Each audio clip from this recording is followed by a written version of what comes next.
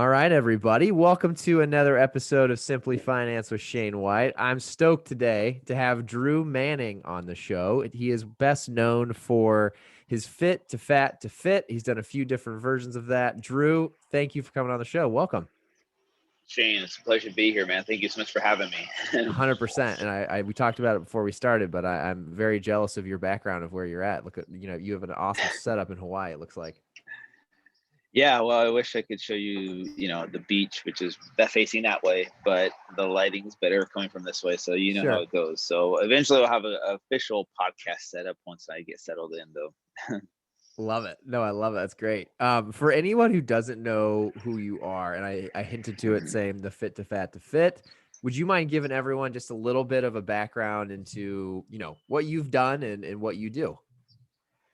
Yeah, so the shortened version is back in 2011, I came up with this crazy idea. And here I was back then, someone who was a personal trainer who grew up in a family of 11 brothers and sisters, and we all played sports. So football and wrestling were a big part of my life growing up. So naturally, I was pretty fit my whole life. I was never overweight, and then became a personal trainer. And then here I was, someone who had never been overweight a day in my life, trying to help people who were overweight and struggling to get fit. And Sure. back then, I couldn't understand why it was so hard for people to, just do the hard work, like eat healthy and exercise. And so I did this experiment, came up with this idea called Fit2Fat2Fit, where I intentionally gained 75 pounds in 6 months. I stopped exercising, ate a lot of processed American junk food that we have here, which is very affordable and convenient. And let's be honest, the food tastes freaking good. Yeah. So I put on 75 pounds, documented the whole journey. The journey, the story went viral. Here's this personal trainer becoming obese on purpose. Did the whole like TV show thing with different, Dr. Oz and Jay Leno and Good Morning America. Wrote a book, and then the book became a TV show on A&E called Fit2Fat2Fit, where we then put other trainers through this process. And the biggest thing that I took away from all of that is the importance of empathy. And I realized just how wrong I was in my approach to helping people, because I saw it through a new perspective. After having been through that, I was humbled, and I realized how wrong I was and how powerful the emotional connection to food really is. And that's what changed my whole, perspective, and it changed my brand and what I do now. Trying to bring more empathy into the fitness industry, and that's kind of me in a nutshell. Yeah. No, I love that. And it is interesting, right? I thought about that before I came on here. I'm like, most of the trainers I know are in pretty damn good shape. I hadn't thought about it from that angle. Like, that's a great point of why you would want to go through it. Yeah. So when you came up with that idea, I'm curious. I'm sure like family and friends had to have thought you were nuts. Is that a pretty fair estimate when you came up with the initial concept? That's funny. I actually asked a lot of close friends and family what they thought of it. And even my wife at the time, she was pregnant. And everyone thought it was a great idea, crazy idea, but like, oh yeah, you should totally do that. That would be awesome. I would definitely follow along. And my wife was like, because I was more of a health nut, and she Sure. was pregnant. And she was like, so you're telling me we're going to have junk food in the house while I'm pregnant? She's like, this sounds like a perfect combination. Like, she's like, you should totally do it. The only one that was against it was my mom, because she was worried about my health, which is what moms do.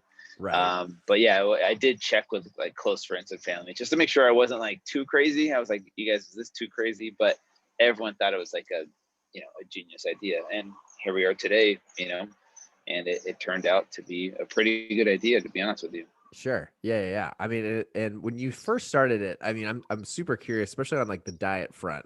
Was it just like eat whatever you want, whenever you want, no limits, no bars, and then on top of that, being someone who was healthy and active and relative, a fit guy, what was it like to like not only like do that to your diet, but then like not exercise? I feel like that would be mentally probably the toughest thing for you. Yeah.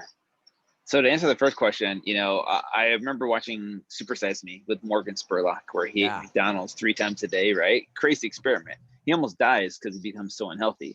So I wanted to focus on something different. I think most Americans know fast food is unhealthy, right? We Right. still Right. eat it, but we kind of know, okay, the fast food is not what we want to eat every day. So I want to focus on everyday American foods that we grew up with in the 70s and 80s. Like I remember seeing commercials as a kid with a complete American breakfast, which consisted of some kind of healthy cereal, some toast, and some orange juice, right? Like, oh, this Yeah, is a right. part of a complete breakfast, right?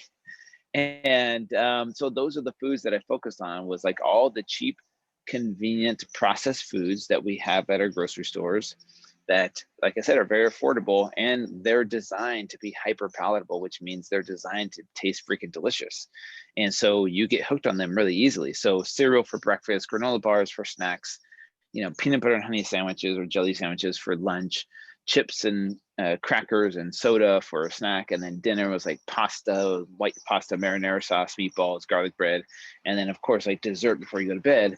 And that was a typical day for me. So all these foods that we have, chips, cookies, crackers, Hot Pockets, SpaghettiOs, mac and cheese, top ramen, like you name it, like Sounds all fun for like a these foods day. that we yeah, it was fun for about a day, and then it became really, really difficult. Those are the foods that I focus on, right? I Okay. ate out maybe fast food like once a week, but those are the foods that I focus on. To answer your second question, how did this affect me? It was really interesting because my identity up until that point was my body. Like my body image was my self-image. So I was Drew, the fit guy, in my mind, and even like the first 10 or 20 pounds were super uncomfortable because I kind of had this identity crisis and I kind of freaked out. And so I remember like wanting so bad, because I cared what other people thought about me, wanting to explain to other people why I was overweight, like as strangers, like, hey, just so you know, I'm not really overweight. Like, this is just an experiment. This is like, show them my before picture and show people like, this is what I really look like. I wanted people to know or understand what I was doing, because I felt so uncomfortable being overweight for the first time, because I had let my body image become my self-image. And so Yeah. for me, it was really interesting, this identity crisis and how attached all of us are to our bodies as our identity, when in reality, our bodies are a part of our identity, but it should not be our complete identity. Why? Because our bodies can change, our bodies can be altered, and things can happen. We can become obese, we can become skinny, we can lose limbs, we can, all kinds of things. Our bodies can change. So Right. Right. our identity shouldn't be wrapped in our body, because we are more than just our bodies, So Yeah. Totally makes sense. This might be a dumb question, but one of the things that popped off to me mhm. was, since you had never been overweight, Yeah. was there anything in the back of your mind that you were like, I'm gonna put on? Did you have any doubt that you could lose it all? I doubted when I was, because I thought I was going to gain 50 or 60 pounds, to be honest with you, but I ended up gaining 75. And I was pretty surprised about that, to be honest with you. And so when I remember I was on Dr. Oz, and towards my heaviest, and he was going over my blood work and showing me how unhealthy, I was becoming. And it kind of dawned on me, like, what if I get stuck like this? Like, what if I can't lose the weight? And then, man, that'll be really bad for my image and for my health. So I had doubts, but I didn't really know, because I'd never been there. I've cut weight for wrestling, but not 75 pounds of fat, right? That's Sure. totally different. Um, but I did have my doubts, to be honest with you. And I was worried about, like, what if I get stuck like this? But, it's interesting how your body is resilient. Your body, if you treat it consistently well, it responds well, and you can change, your body composition. Right. But the opposite of that is true too. If you treat your body unhealthy in just 6 months, like my whole life, I was 31 years old, 30 years of my life, healthy, fit, lean, never struggled with my weight. And then in just 6 months of letting myself go on purpose, it's crazy how quickly your body can change. So Yeah, that's crazy. And then did you get any, like, I know it's funny, like seeing your story from the fit to fat to fit. And I wrote down some of your numbers because I'm a finance guy, obviously. So I'm a big data guy. You went from 181, and this is the last one, the fit to fat to 40 I was looking at, mhm, 181 to 244, back down to 182. I thought it was yeah, crazy. Your body fat, you went from 8.4 to 26.2 down to 4.5, that's insane. Do you like, I'm just curious from an outsider, people who are just learning of you for the first time. One of yeah. the things I always hear, like, people think it's like impossible to lose a certain amount of weight in a certain amount of time. But you seem like you're a person who, given like the types of exercise you've done, the type of dieting you're doing, and just the consistency with it, that you've kind of proven that, like, you can literally swing from one extreme to the other and back, over, I mean, it's still a good chunk of time, but not as long as people would think. So I guess my question is that based off of can anyone kind of go through that range of motion, or do you think there's anything different with you, just for the general person listening to this that would love to lose weight, for example? Yeah, it's a really good question. This is what I wanted to show people, was how, me doing my journey, could be possible for some people out there, but I would say the large majority of people probably not, because let's be honest, like, we have different metabolisms, we have different bodies, we have different levels of homeostasis of what your body feels comfortable at, right? My body, my whole life has been very lean, except for 2 times where I let myself go, right? Where I did balloon up and gain a lot of body fat. But I was only there for 6 months the first time, and then 4 months the second time. And so my body responded really well to losing the weight. And so I'm very vocal and open about telling people, like, my results are probably not going to be your results. Why? Because our bodies are just so different, and we're at different chapters in our life. Let's say someone have stopped exercising for 10 years, right? Life happened, they got a college degree, they got a job, they got married, they had kids, and before you know it, they're like 50, 60 pounds overweight, but they haven't worked out in like 8 years really consistently. Yeah. And then they do my program and they're like, oh, I'm at the same weight as Drew, but your body fat's way higher, and it's been higher for a long period of time. And so, yeah, I did have some people lose just as much weight as me, or even more than me. I would say the majority of people, lost a little bit less than me, but that doesn't mean it's impossible. It just means it might take longer. And Sure. that's not something that you should just be like, oh, well, his results are quicker and I can't get those results, therefore I shouldn't do it. Right? You got to start somewhere.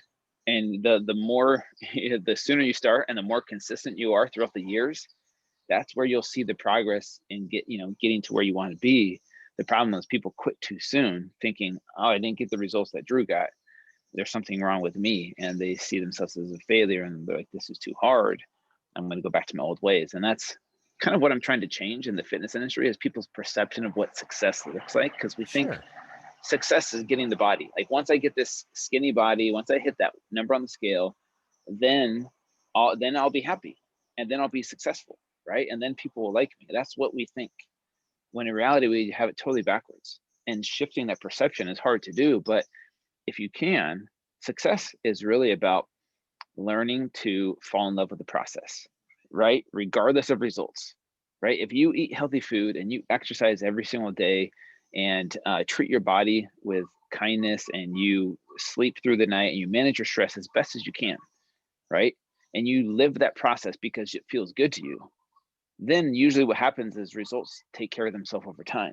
But if you're doing it for the results only, then you look at the process as you resent it. You're like, okay, I'll put up with this process, but when it gets too hard and I don't get those results that I want, then why do the process?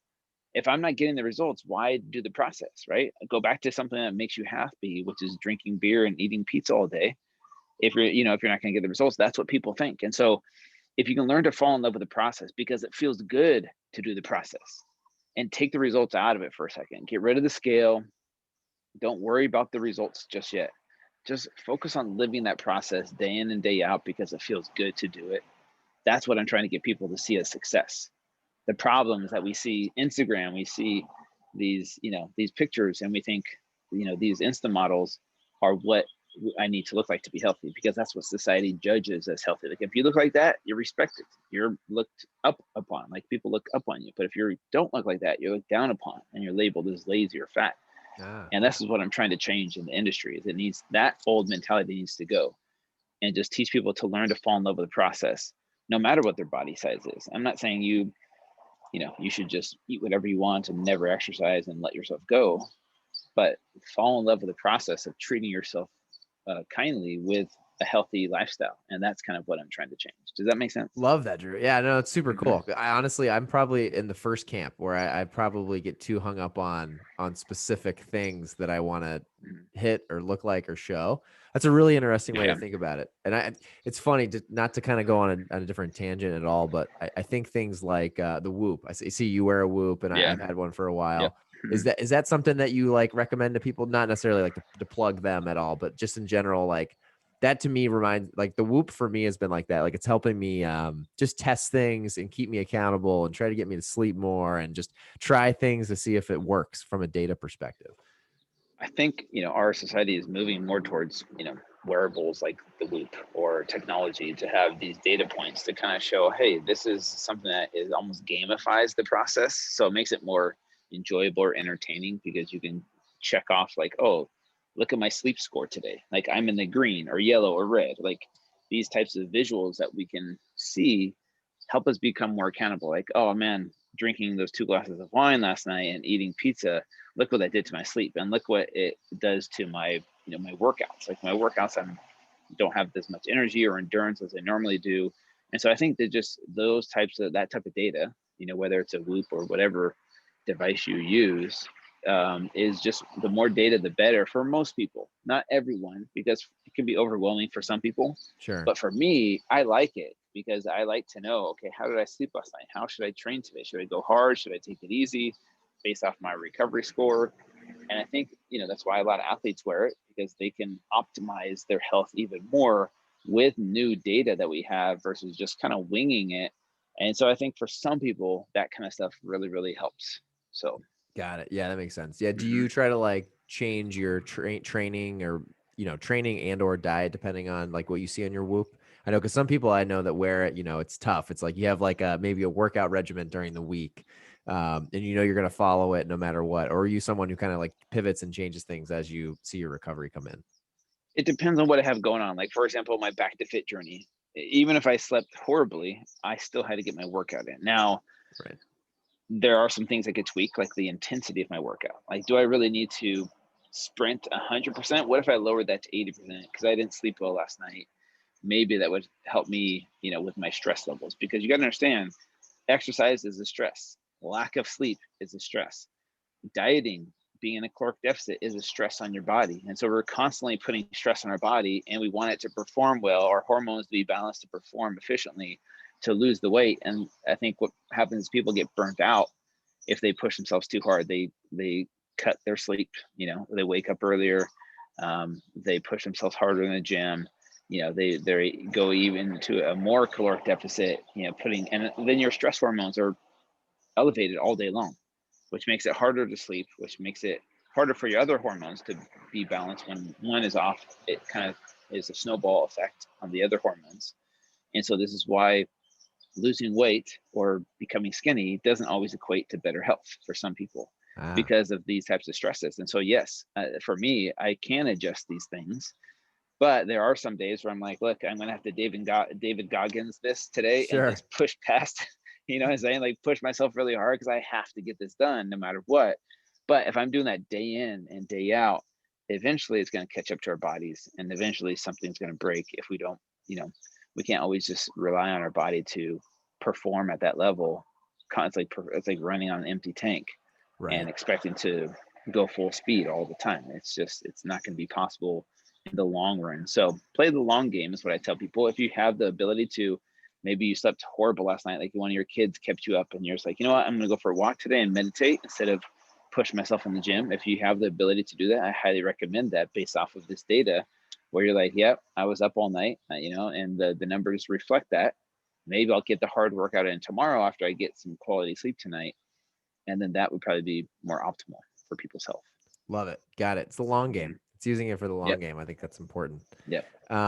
So to build on what you've done, obviously you also have a really impactful platform that has, the ability to follow along with workouts and diets. Would you mind kind of giving everyone a little lowdown on just like the Fit2Fat2Fit, just really the overall programming that you offer? Because I think a lot of my audience would really love to learn more about like your journey and now what you're doing as far as trying to help other people.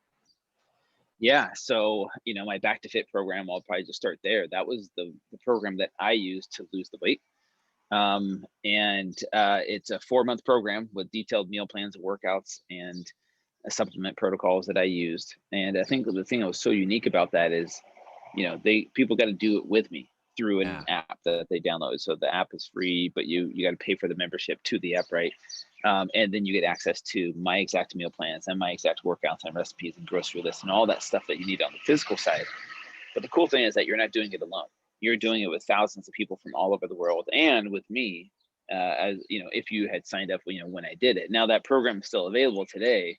and you can still be added to the private Facebook group where you can ask your questions and people can keep you accountable. And it's a really powerful thing to have, strangers from all over the world doing the same program at the same time as you, which is really, really cool and unique. But the thing that I guess makes my programs different, tying it into this whole Fit2Fat2Fit thing, is the whole mental and emotional side of transformation, which not a lot of people talk about in the fitness industry. You heard me just mention meal plans and workouts and supplements. Like, all of that stuff is all over the fitness industry, and it's a dime a dozen. Like, what I'm saying? There's so many programs out there that give you all the physical tools you need. But the problem is that people think physical transformation is just physical. The problem is that your emotions, your emotional health and your mental health tie in to how well you do the physical stuff. And so that's why I have all these unique tips, tricks, and hacks on the mental and emotional side. So for example, I have my followers that make their bed every single morning, right? I have them take a cold shower every single day. I have them meditate, I do a gratitude journal. I have them, say positive affirmations. What do these things have to do with losing weight or getting a six pack? Nothing, except for the fact that it's training your brain to become comfortable in uncomfortable situations. Like, for example, taking a cold shower sucks. People hate it, but they end up loving it because what it does is, if I could teach them to slow down their breathing in a situation where normally their fight or flight response would kick in and they want to hyperventilate, right, and tense up. If I could teach them to relax in those moments and realize that they're okay, that can carry over into, maybe say you're working out and it's a hard workout. It's very uncomfortable. You're sweating, you're breathing heavy, your muscles are burning, and you can relax and say, hey, I'm okay. I can get through this. I'm not going to die. I don't need to quit, and keep going. That's the kind of mentality that people need to have in order to make some really substantial changes in their life. The problem is that we become so comfortable with being comfortable that any kind of discomfort, we have an answer for. We have a solution for. You're hot? Oh, turn up the AC. You're cold? Turn on the heater.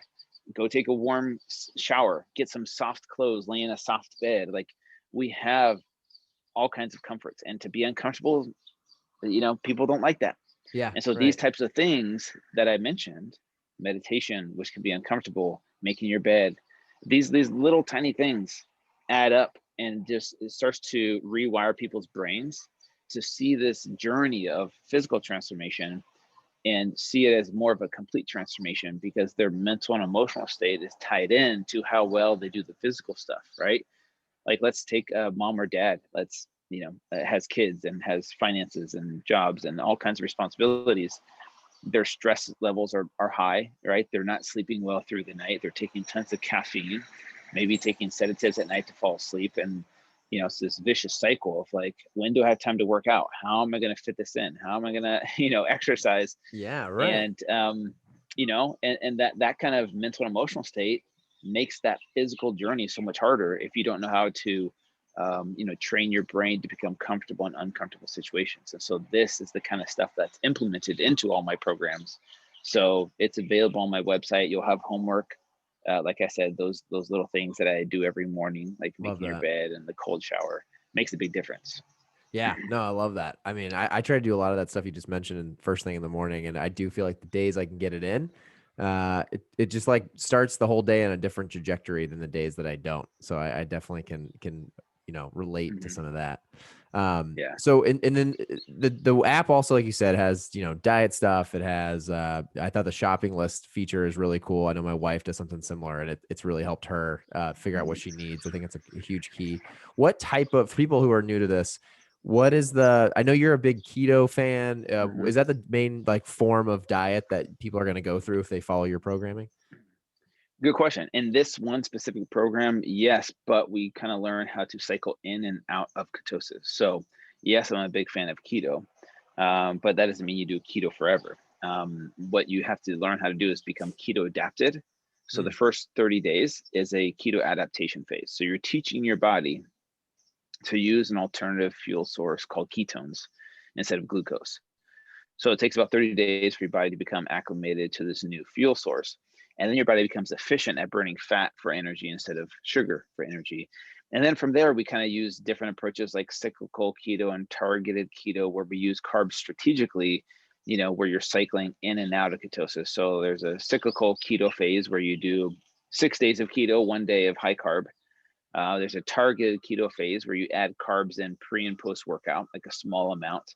And so that's the thing, is like people think, oh, once you're keto, you have to stay keto forever. If you have a carb if you have a high carb day, then you gain all the weight back. And that's just Yeah. not true. It's just learning how to use carbs strategically and using both sources of fuel at the right times. And so that's the Back to Fit program. But I have my recent Back for More program, which is a muscle building hypertrophy phase, which uses more of a modified Atkins. I wouldn't say it's traditional keto. It's a higher protein, less fat approach to a ketogenic diet, I guess you could say. But I have non-keto programs as well. I use intermittent fasting. If you go to my website, Fit2Fat2Fit.com, there's all different types of approaches, because let's be honest, there's no one perfect diet for the whole human race. Sure. Different things work for different people. So if you go to my website, you'll see all different kinds of programs. Love it. No, I love that.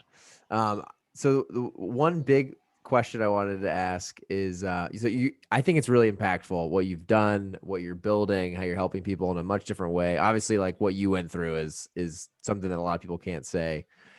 What do you want to be remembered for in the fitness industry long from now? After you're done doing the programming and you've moved on, what would be like the most important thing you want to be remembered for? That's easy. Empathy, the word empathy, and why that's so important in an industry that's so focused on body image. I'm trying to disrupt this industry and talk about the importance of having empathy for those that struggle, because, like I said, our society is so judgmental based off people's body image, and people are looked down upon if they have high body fat, right? As if it's the worst thing in the world that could possibly happen. And the problem that people overlook or don't understand is how people's mental and emotional health affects their physical health. And so we might look at someone who's overweight and be like, why don't you just eat less food and work out more? It's simple, right? We think it's simple and easy to do for everyone because maybe it's easy for us. But this is why trauma, abuse, emotional challenges that happen in people's lives, people gravitate towards sometimes food, other people drugs, other people alcohol, to numb the pain of their life that they've had so far. And food is one of the easiest drugs that we have access to, because you can go buy it at the grocery store, order it on DoorDash, go to a restaurant, fast food place. It's everywhere, right? And it's even marketed to us as health food sometimes. And so Right. people don't realize how much people's transformation is tied to their mental and emotional health, which there's a lot of broken people in this world. This world is going to break a lot of people because of how hard it is. And unfortunately, food is a very easy way to numb the pain. Because it's legal and it's affordable and it's cheap and it's convenient and it tastes really, really good. And so I'm trying to bring more empathy to the fitness industry and tell people it's not as easy as we think it is for people to lose weight. And this is why my brand talks about, no one cares how much you know until they know how much you care. I And love that's that. that's what Fit2Fat2Fit is all about. Love that. Love that, Drew. That's really cool. Mm-hmm.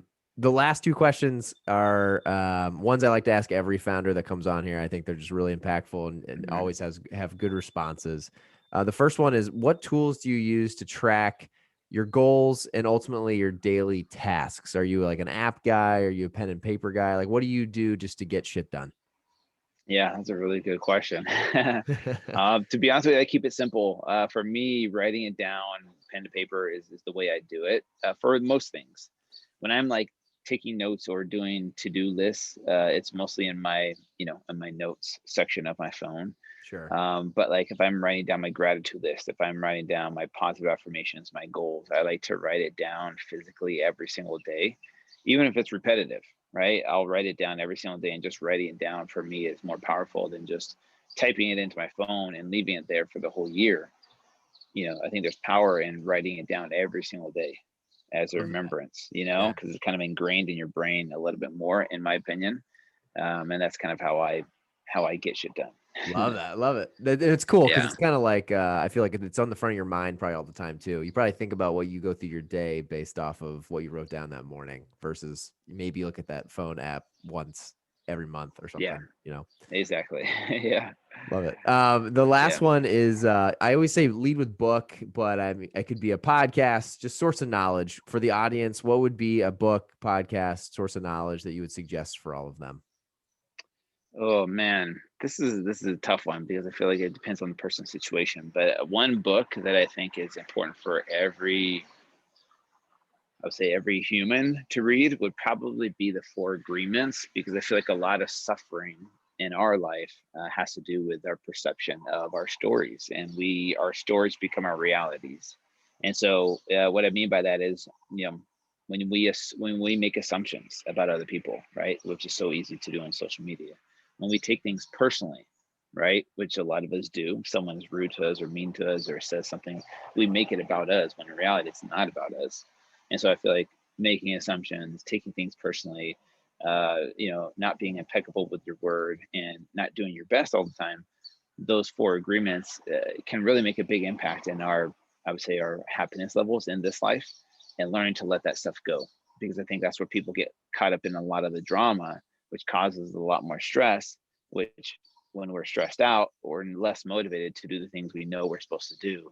So if I could gift, I would say one book to everyone would be the Four Agreements. And I feel like this world would be a lot happier place, which would make the journey of physical transformation so much easier if we didn't have as much drama or stress in our life, because then we could, exercise and eat healthy food, a little bit easier when we're not stressed out about so many things that become big deals to us, when in reality, a lot of times, a lot of that suffering is made up, or there's stories that we've created, which causes this personal hell that we live in. So I know that has nothing to do with getting a six pack or like No, losing but body that's fat, great. but it ties into it. It Yeah. really does. And this is what I'm trying to make people more aware of, is how your mental and emotional state of mind affects your physical health. So, Love that. No, I love that, Drew. That I had never heard of that until recently. I actually heard Joe Rogan mhm, talk about the Four Agreements, and I looked yeah, it up, researched it, and now I have it on. It's like on my computer screen. It's like it's one of an the easy things, read. super Yeah, it's a easy, super and easy read. it's super impactful for me too. I mean, Yeah. I've taken that, and I've been trying to live my life better that way. So no, I think that's great. To me, the takeaway here in this podcast for anyone listening, I mean, I had never really connected the mental side as you just did so eloquently in 30 minutes. Mhm. So I appreciate that, Drew. This has been fun, Yeah. and for me, I learned a lot today. So I appreciate Thanks, that. Shane. I think it's a great one. Very last one, and the most important question is, how can people follow along with you and your journey? And then you mentioned it once, but another plug on how people can get involved with Fit2Fat2Fit.